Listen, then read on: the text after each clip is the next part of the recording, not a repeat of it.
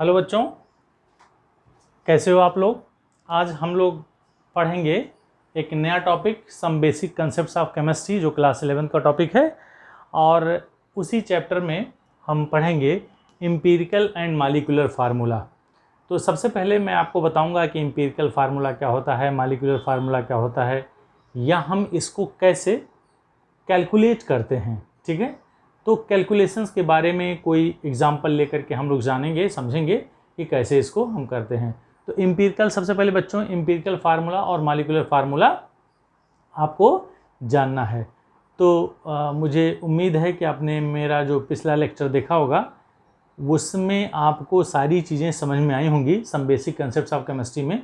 तो ये लगभग इसका अंतिम टॉपिक है बेसिक कंसेप्ट्स ऑफ केमिस्ट्री में। तो आइए देखते हैं एम्पिरिकल और मॉलिक्यूलर फार्मूला। अगर बच्चों हम इस एम्पिरिकल फार्मूला की बात करें कि एम्पिरिकल फार्मूला क्या होता है, तो अगर हम डेफिनेशन कहना चाहें तो कह सकते हैं it is the chemical compound which represents the simplest whole number ratio of the atoms of various elements in a compound. ठीक है, तो क्या कह सकते हैं, अगर हम एम्पिरिकल फार्मूला का डेफिनेशन लिखें तो कह सकते हैं इट इज केमिकल कंपाउंड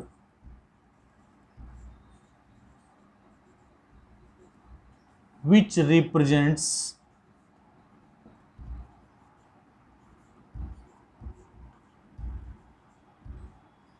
क्या करता है बच्चों, which represents simplest whole number ratio, which represents simplest whole number ratio, whole number ratio किसका, of atoms। ठीक है, simplest whole number ratio of atoms of various elements, of various elements in a compound या in a molecule of a compound। ठीक है बेटा, जरा छोटा छोटा लिखा हूं कि जिससे जगह कम लगे।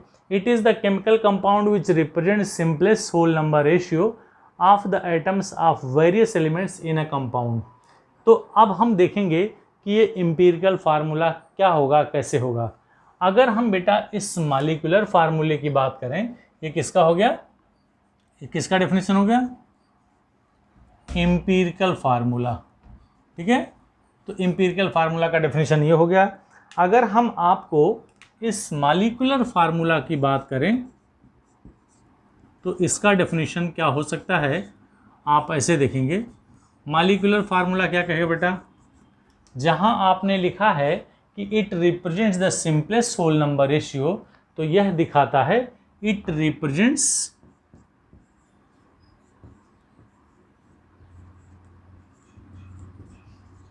actual number of atoms, it represents actual number of atoms of various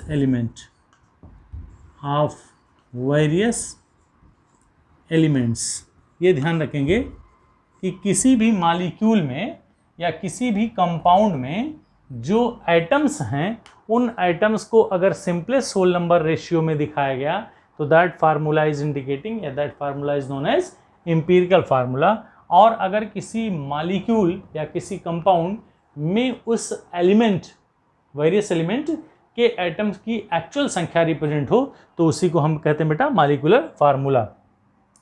अब हम एक एग्जांपल लेकर के आपको समझाने की कोशिश कर रहे हैं, इसको आप समझने की कोशिश करिए। सपोज कर लिए फार्मूला ऑफ ग्लूकोज। अगर हम ग्लूकोज के फार्मूले की बात करें तो ग्लूकोज का फार्मूला होता है C6H12 और O6। ये इसका ग्लूकोज का फार्मूला हो गया बेटा। तो अगर हम इस C6H12O6 की बात करें तो this is known as, actually में क्या है, मॉलिक्यूलर फार्मूला। ये क्या हो गया, मॉलिक्यूलर फार्मूला। क्यों, क्योंकि इसमें कार्बन, हाइड्रोजन और ऑक्सीजन के जो एटम्स की संख्या है, एक्चुअल संख्या है, वो इंडिकेट है, यानी 6 है, 12 है और 6 है। लेकिन अगर हम इसको दिस इम्प्लाइज, हम इसको ऐसा भी तो लिख सकते हैं, कार्बन की संख्या अगर हम 6 से डिवाइड कर दें तो C1H2 और O1, ठीक है ना। तो 1 और 1 लिखा नहीं जाता बच्चों। तो अगर हम इसको CH2O लिखें तो जिस CH2O is known as the empirical formula, ये ध्यान रखेंगे कि this is known as the empirical formula. ये आप इसको बड़े आसानी से समझ सकते हैं कि जब किसी भी मॉलिक्यूल में या जब किसी कंपाउंड में बच्चों उस एटम के एक्चुअल नंबर ऑफ, उस कंपाउंड में वेरियस एलिमेंट्स के actual number of items represent हों तो उसको हम मॉलिक्यूलर फार्मूला कहेंगे। और जब इन आइटम्स को हम सिंपलेस्ट होल नंबर रेशियो में लिख दें तो that is known as the empirical formula. तो आई होप आपको समझ में आ गया होगा कि एम्पिरिकल फार्मूला और मॉलिक्यूलर फार्मूला क्या होता है। अब आगे देखते हैं कि एम्पिरिकल फार्मूला और इसमें क्या रिलेशन होता है। इसमें बेटा रिलेशन, अगर हम इन दोनों में रिलेशन देखना चाहें तो रिलेशन क्या क्या हो सकता है। हमको अगर मॉलिक्यूलर फार्मूला निकालना है किसी भी कंपाउंड का, तो मॉलिक्यूलर फार्मूला निकालेंगे तब जब आपको एम्पिरिकल फार्मूला पता होगा। तो ये होगा बेटा N इंटू एम्पिरिकल फार्मूला, ठीक है। Empirical formula, molecular formula is equal to N into empirical formula, यही इसका बेस है। आप इसी फार्मूले से इसको निकाल सकते हैं। अब आपको ध्यान रखना होगा कि इसमें मॉलिक्यूलर फार्मूला आपको पता है, N नहीं पता है, एम्पिरिकल फार्मूला पता है। तो आप N की वैल्यू कैसे कैलकुलेट करेंगे बच्चों। N इज इक्वल टू होता है molecular mass divide by empirical formula mass divide by empirical formula mass. ये ध्यान देंगे बेटा, क्योंकि आपको एम्पिरिकल फार्मूला पता है तो उसके मास को आप कैलकुलेट कर सकते हैं। तो molecular mass divide by empirical formula mass. कभी कभी क्वेश्चन में मॉलिक्यूलर मास डायरेक्ट नहीं दिया होता है तो उसमें वेपर डेंसिटी दी होती है, तो क्या लिखेंगे बेटा 2 इंटू VD। VD को क्या बोलेंगे, वेपर डेंसिटी। और नीचे जो था एम्पिरिकल फार्मूला मास, इसको ऐसे ही रहते हैं, लिख देते हैं empirical formula mass. am I right? तो इस तरह से आपने रिलेशन देख लिया किसमें, मॉलिक्यूलर फार्मूला और एम्पिरिकल फार्मूला में। ये एम्पिरिकल फार्मूला का डेफिनेशन हो गया, ये मॉलिक्यूलर फार्मूला का डेफिनेशन हो गया, और ये इन दोनों के बीच में रिलेशन हो गया। तो अब हम चलते हैं बच्चों, इससे रिलेटेड कोई न्यूमेरिकल्स करते हैं जो इम्पॉर्टेंट होता है। मतलब अगर आपको तरीका पता होगा, आपको मेथड पता होगा तो you can do it very well, ठीक है। तो लेट्स सी द एग्जाम्पल। कोई हम इक्वेशन लिखते हैं, कोई क्वेश्चन लिखते हैं और क्वेश्चन को हम सॉल्व करने की कोशिश करते हैं। आओ देखते हैं बच्चों।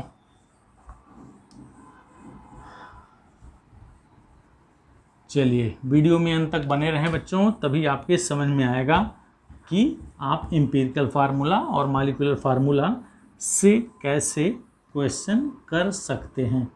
लेट्स सी, अगर हम किसी क्वेश्चन की बात करें तो अगर क्वेश्चन दिया है in an organic compound the percentage of carbon, hydrogen and oxygen are given as follows, तो then calculate the molecular mass of the particular calculate molecular formula of the particular compound. एक कोई organic compound है बच्चों, चलिए आइए देखते हैं।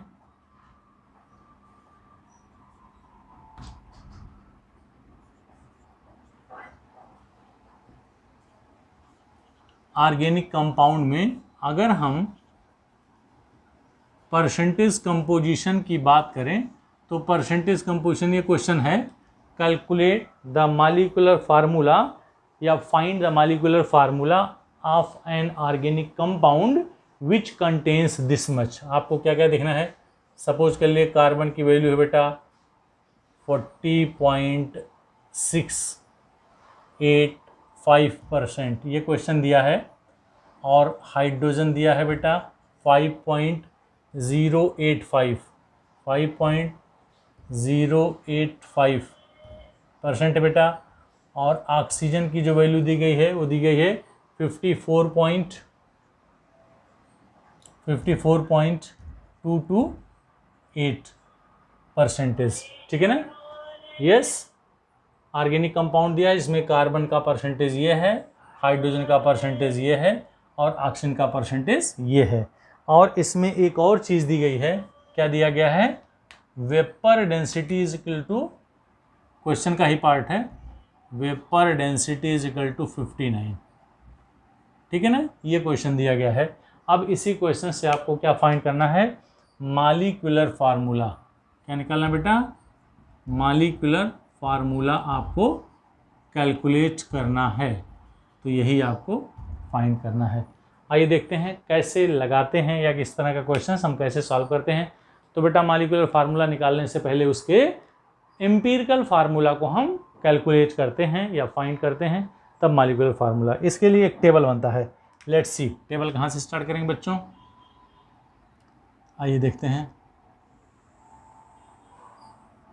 ये देखते हैं, सबसे पहले टेबल में लिखते हैं एलिमेंट्स, ठीक है, फिर लिखते हैं परसेंटेज जो दिया है क्वेश्चन में, फिर लिखते हैं एटॉमिक वेट या मास, एटॉमिक मास, फिर लिखते हैं बेटा और रिलेटिव नंबर ऑफ मोल्स, कैसे निकालते हैं, रिलेटिव नंबर ऑफ मोल्स, किसी किसी बुक में ये रिलेटिव नंबर ऑफ आइटम्स भी लिखा रहता है। फिर लिखेंगे सिंपलेस्ट रेशियो, सिंपलेस्ट रेशियो, ठीक है। इतनी सारी चीज़ें, अभी इसमें एक और कॉलम बढ़ सकता है, ठीक है ना। आइए देखते हैं, अगर हम बेटा इस तरह से टेबल बना लें, ठीक है, तो इस टेबल में हमको क्या क्या देखना है, हमने ये टेबल कंप्लीट कर लिया बेटा। अब देखते हैं जो जो दिया है, एलिमेंट का नाम दिया है, वन फर्स्ट इज कार्बन, फिर हाइड्रोजन और फिर ऑक्सीजन, हम राइट, 3 एलिमेंट दिए गए हैं, कार्बन दिया है, हाइड्रोजन दिया है, ऑक्सीजन। इसका परसेंटेज अगर हम देखें तो कितना दिया है, 40.685 ये दिया है। दूसरे का परसेंटेज दिया बेटा 5.085 और ऑक्सीजन का परसेंटेज दिया है 54.228, ठीक है। और एटॉमिक मास कार्बन का वी नो 12 होता है, हाइड्रोजन का 1 होता है और ऑक्सीजन का होता है बेटा 16। अब ये जो रिलेटिव नंबर ऑफ मोल्स निकालना होता है, आप कहीं लिख लो या जान लो कि जो रिलेटिव नंबर ऑफ मोल्स कैसे निकालते हैं। यहाँ लिख दे रहा हूँ formula, relative number of moles ये होता है जो परसेंटेज दिया होता है divide by atomic mass, divide by atomic mass. इस सिंबल को बेटा हम लिख दे रहे हैं परसेंटेज, ठीक है, परसेंटेज बाई एटॉमिक मास। आइए देखते हैं, तो रिलेटिव नंबर ऑफ आइटम्स कैसे निकालेंगे, 40.685 डिवाइड बाई 12। दूसरा क्या करेंगे बच्चों, 5 पॉइंट थोड़ा ऊपर लिखेंगे, 5.085 divide by 1।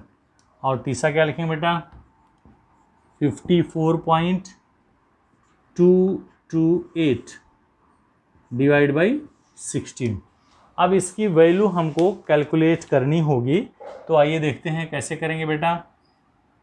This is equal to या हम इसकी वैल्यू यहाँ लिख देंगे, तो 40.68, तो इसकी वैल्यू आनी चाहिए 12 तियाँ 36, 3.36, 4 40, 46, फिर 12 तियाँ 36, 3.39 के आसपास आनी चाहिए। और इसकी वैल्यू आगे बेटा 5.085 जैसे लिखा है, और इसकी वैल्यू जो होगी 16 तियाँ 48, ठीक है ना, 6 54 62, 62, 16 तियाँ 48 करीब 3.38 के आसपास वैल्यू आनी चाहिए। तो आपने देखा कि जो रिलेटिव नंबर ऑफ मोल्स बेटा, एक आ गया 3.39, दूसरा आ गया 5.085 और तीसरा आ गया 3.38। अब जो सिंपलेस्ट रेशियो है, उस सिंपलेस्ट रेशियो को हम क्या करते हैं बेटा, इसमें तीनों में जो सबसे छोटी वैल्यू होती है उसी से हम क्या करते हैं, सब में डिवाइड करते हैं। 3.39 यहाँ लिखा है और इसमें से सबसे छोटी वैल्यू वही है 3 नीचे चूँकि 3.38 लिखा है, तो अगर इसको सॉल्व करेंगे तो इसकी वैल्यू 1 हो गई। दूसरा लिखा बेटा 5.085, इसमें हमने डिवाइड किया 3.38 से, तो कितनी वैल्यू होगी, 17 दूनी 34, 17 51, करीब करीब इसकी वैल्यू आ गई 1.5, ध्यान देंगे। और तीसरे वाले की जो वैल्यू हो गई 3.38 divide by 3.38, this is equal to 1। am I right? इस तरह से आपको ध्यान देना है कि रिलेटिव नंबर ऑफ मोल्स निकालने के बाद आपको जो सिंपलेस्ट रेशियो मिलना है वह क्या होगा बेटा, जो इनमें से तीनों में जो सबसे छोटी वैल्यू होगी उसी में से सब में आपको डिवीज़न कर देना है। तो देखो आपने 3.39 और 3.38 लगभग ये 38 या 39 होगा, तो इसी में से आपने सबको डिवाइड करना, 3.38, 3.38 और 3.38, तो इसकी वैल्यू लगभग 1 आ गई, ये 1.5 आ गई और 1 आ गई। अब अगर ये वैल्यू बेटा पूरा का पूरा सिंपलेस्ट होल नंबर रेशियो में आता तब आपको कुछ करने की ज़रूरत नहीं थी, लेकिन चूंकि यह बीच में फ्रैक्शन के फॉर्म में आ गया तो यहाँ क्या लिखेंगे बेटा, होल नंबर रेशियो। यहाँ क्या लिखेंगे, सिंपलेस्ट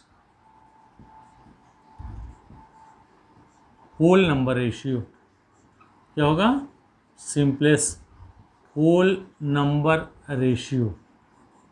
ये लास्ट वाला क्या होता है बच्चों, आपको ऑप्शनल होगा। ऑप्शनल कब होगा, जब ये इसके पहले वाले में क्या होगा, सिंपलेस्ट होल नंबर रेशियो नहीं आता है। तो इसको हम कैसे सिंपलेस्ट होल नंबर रेशियो में कन्वर्ट करेंगे बेटा, अगर 1.5 में हमने 2 से मल्टीप्लाई कर दिया तो ये 3 हो गया, तो इसमें भी 2 से मल्टीप्लाई होगा, इसमें भी 2 से मल्टीप्लाई होगा, तो यहाँ क्या हो गया 2 × 2, ये 3 और ये क्या हो गया 2 हो गया। am I right? समझ में आ गया। तो इस तरह से सिंपलेस्ट होल नंबर रेशियो क्या हो गया, 2, 3 और 2। अब बेटा आपका हो गया, तो देयरफॉर हमें लिख सकते हैं कार्बन, हाइड्रोजन और ऑक्सीजन का जो रेशियो होगा वो कितना आया, 2:3:2। ठीक है ना। दिस इम्प्लाइज, ये क्या करता है, अगर ऐसा आ गया तो इसका जो इम्पीरिकल फार्मूला है वो कितना हो जाएगा बच्चों, इसका इम्पीरिकल फार्मूला जो होगा वो होगा C2H3 और O2, ये हो गया C2H3O2। This is known as the empirical formula. अगर क्वेश्चन में केवल इम्पीरिकल फार्मूला निकालना होता तो बस काम खत्म यही हो जाता, लेकिन क्वेश्चन में क्या दिया है, मॉलिक्यूलर फार्मूला आपको निकालना है बेटा। ठीक है, तो मॉलिक्यूलर फार्मूला निकालने के लिए क्या करते हैं, since molecular formula is equal to होता है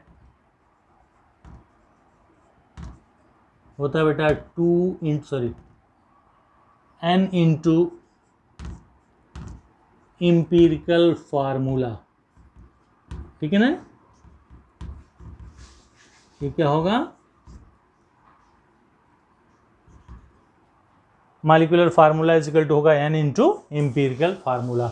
अब हमको इम्पीरिकल फार्मूला तो पता चल गया है, n की वैल्यू नहीं पता है, तो n की वैल्यू कैसे निकालेंगे, यहाँ देखते हैं। ये n की वैल्यू हम यहाँ निकालना चाह रहे हैं। n इज इक्वल टू क्या होता है, अभी भी मैंने बताया था, molecular mass upon empirical formula mass. क्या होगा, इम्पीरिकल फार्मूला मास। ठीक है बेटा, और मॉलिक्यूलर फार्मूले की जगह पे क्या दिया है, वेपर डेंसिटी। मैंने पिछले में आपको बताया था कि जो वेपर डेंसिटी होगी वह क्या होगा, 2 × Vd, ये फार्मूले में मैंने लिखा था, divide by empirical formula mass. Empirical formula mass. ठीक है ना। आइए अब इसको कैलकुलेट करते हैं। तो n की वैल्यू क्या हो जाएगी बेटा, n इजिकल टू हो जाएगी 2 × 59 हो गया, क्योंकि वेपर डेंसिटी दी गई है 59। और एम्पिरिकल फार्मूला की वैल्यू क्या होगी, ये होगा एम्पिरिकल फार्मूला C3H2S3O2 है, तो इसका मास होगा 12 × 24 और +3 और +16 दूनी 32, तो इसकी वैल्यू होगी बेटा 2 × 59 अपान, इसको जोड़ेंगे 4 3 7 2 9 और 3 2 5, 59 हो गया। ये 59 कट गया इजिकल टू 2। तो यहाँ से आपने पाया कि n की वैल्यू क्या होगी बेटा 2 हो गई। तो this molecular formula is equal to 2 × क्या हो गया C2H3O2 और दिस इजिकल टू हो जाएगा C4H6O2। तो इस तरह से यह जो आया this is known as the molecular formula. तो बेटा इस तरह से हम किसी भी कंपाउंड का मॉलिक्यूलर फार्मूला कैलकुलेट कर सकते हैं। तो I hope you understood very well. तो इस तरह से हमने सबसे पहले किसी भी कंपाउंड में क्या करना बेटा, एलिमेंट का नाम लिख देना है, उसका परसेंटेज लिख देना है, उसका एटॉमिक मास लिख देना है। कार्बन का एटॉमिक मास 12, हाइड्रोजन का 1 और ऑक्सीजन का 16 और ये दिया हुआ। अब रिलेटिव नंबर ऑफ मोल्स कैसे निकालेंगे, इसमें से डिवाइड कर देंगे, परसेंटेज में से एटॉमिक मास डिवाइड कर देंगे, तो ये वैल्यू आ गई, ये वैल्यू आ गई, ये वैल्यू आ गई। अब इन तीनों में से जो सबसे छोटी वैल्यू होती है उन्हीं में से सब में डिवीजन कर देंगे, तो सिंपलेस्ट रेशियो हो गया। बेटा इसकी ज़रूरत तब पड़ती है जब यहाँ क्या होता है, कोई सिंपलेस्ट होल नंबर रेशियो नहीं आता है। अगर यहीं सिंपलेस्ट होल नंबर रेशियो आ जाता है, जैसे यहाँ 1 आ गया, यहाँ 3 आ गया, यहाँ 1 आ गया सपोज कर लो, तो इस कॉलम की ज़रूरत नहीं होगी। इस कॉलम की ज़रूरत तभी पड़ती है जब यहाँ सिंपलेस्ट होल नंबर रेशियो नहीं आता है। तो यहाँ से सिंपलेस्ट होल नंबर रेशियो निकाल देंगे, तो कार्बन का परसेंटेज क्या हो गया 2, हाइड्रोजन का 3 और ऑक्सीजन का 2। तो एम्पिरिकल फार्मूला हो गया C2H3O2। और आपको मॉलिक्यूलर फार्मूला निकालना है तो n × एम्पिरिकल फार्मूला, तो 2 × दिस मच। इस 2 का मतलब हो गया एक्चुअल में यह क्या है बेटा, नंबर ऑफ मोल्स हैं, तो इसमें आपको 2 से मल्टीप्लाई कर देना, तो 2C4 हो गया, H6 हो गया, O2 हो गया। तो this is the way to find the molecular formula and empirical formula of a compound. तो इस तरह से आप किसी भी क्वेश्चंस को बड़े ही आसानी से लगा सकते हो। ठीक है बेटा, तो I hope you enjoyed the topic. अगले क्लास में हम फिर कुछ नई चीज़ें पढ़ेंगे। तो thank you so much for being here, thank you so much for watching